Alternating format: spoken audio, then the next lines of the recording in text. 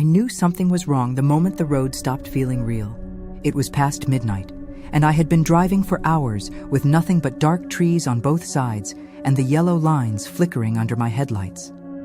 My phone had no signal. The radio kept switching between static and voices that sounded like they were talking directly to me. Not music, not news, just low whispers. Like someone was sitting in the back seat, breathing into the microphone. I told myself it was exhaustion. I had been on the highway since sunset. I was trying to reach a small town in Nevada for a job interview the next morning, and I didn't want to waste money on a hotel. I thought I could push through the night. Then I saw the gas station. It looked normal at first. Bright lights in the middle of nowhere, a small convenience store, 2 old pumps, and a parking lot surrounded by forest. But the moment I pulled in, the air felt heavier, like the world was pressing down on my chest. The place was completely empty. No cars, no people, just a faint buzzing from the lights and a security camera that slowly turned to follow me as I stepped out of my car. I walked inside, and the bell above the door rang. The store smelled old, not like gas station snacks, more like dust and something rotten underneath. A man stood behind the counter. He was tall and thin, with pale skin and eyes that didn't blink. He stared at me like he already knew who I was. "You're late," he said. I laughed nervously and said I just needed gas and maybe coffee. He didn't move. He just kept staring. Then he slowly leaned forward and whispered, "You weren't supposed to drive this road." I asked him what he meant, but he turned around and pretended to fix something on the shelf. I noticed the shelves were almost empty, except for a few dusty cans and snacks that looked decades old. The prices were written in pen, not printed. I grabbed a bottle of water and walked back to the counter. He didn't scan it. He didn't even look at it. He just said, "You'll be gone before morning." That's when I felt the fear hit. Real fear. Not the kind you feel from a scary movie, the kind that makes your hands shake and your stomach drop. I paid and went back outside. As I started pumping gas, I noticed something strange. My car reflection in the store window was wrong. The driver's seat was occupied. Someone was sitting there. I turned around. My car was empty. I looked back at the window. The silhouette was still there, looking straight at me. I froze.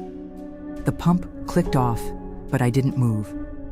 The figure inside the reflection slowly raised its hand and touched the glass from the inside. I ran to my car and opened the door.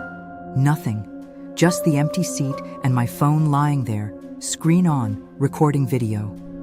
I never started recording. I watched the video. It showed me driving, but the camera angle was from the back seat. I could see myself in the front, driving, talking to myself, and behind me, something was sitting in the back seat, tall, dark. Its face was blurred, like it wasn't supposed to be seen.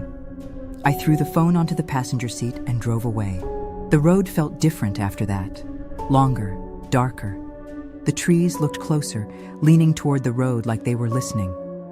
The radio stopped playing static and started playing an old children's song. Slow, distorted, like a lullaby played on a broken tape. Then I saw the motel. A small roadside motel with a flickering neon sign that said, "Vacancy." I didn't remember seeing it on the map, but I was too tired to care. I pulled in. The office was empty. The door was unlocked. A key hung on the wall with a room number written on a piece of paper. No staff, no cameras, no sounds. I took the key and went to the room. The room smelled clean but wrong, like it had been cleaned too perfectly, like someone was trying to erase something. The bed was neatly made. The TV was on, but it wasn't showing anything. Just a security feed. The screen showed the parking lot, my car, and me walking into the room. But the footage kept going. It showed me coming back out of the room, walking into the woods behind the motel, standing there for hours, then slowly turning around and looking directly at the camera. I stood there watching myself on the screen, while I was still standing in the room. I turned off the TV. That's when I heard the footsteps above me. Slow, heavy, dragging. I remembered I was on the top floor. The footsteps stopped directly above my bed. Then I heard breathing, right above my head. I didn't move, I didn't breathe. I just stared at the ceiling, waiting. Then something started scratching, slowly, like fingers dragging across the ceiling. And then a voice whispered my name. I ran out of the room and got into my car. I didn't care about the job interview anymore. I just wanted to get out of there. But the road didn't let me go. Every mile marker showed the same number. Every sign pointed to the same town. Every turn brought me back to the same stretch of highway. And every time I looked in the rearview mirror, the back seat looked a little less empty. Sometimes I still drive at night. I try not to. But sometimes I wake up and find my car running in the driveway, headlights on, door open, and my phone recording from the back seat again. The video always shows me driving down that road with someone sitting behind me, whispering directions I never remember hearing. And sometimes, when I'm lying in bed in complete silence, I hear that children's song playing somewhere far away, like it's coming from the trees outside my house. I think the road is still watching me, and I don't think it ever let me leave.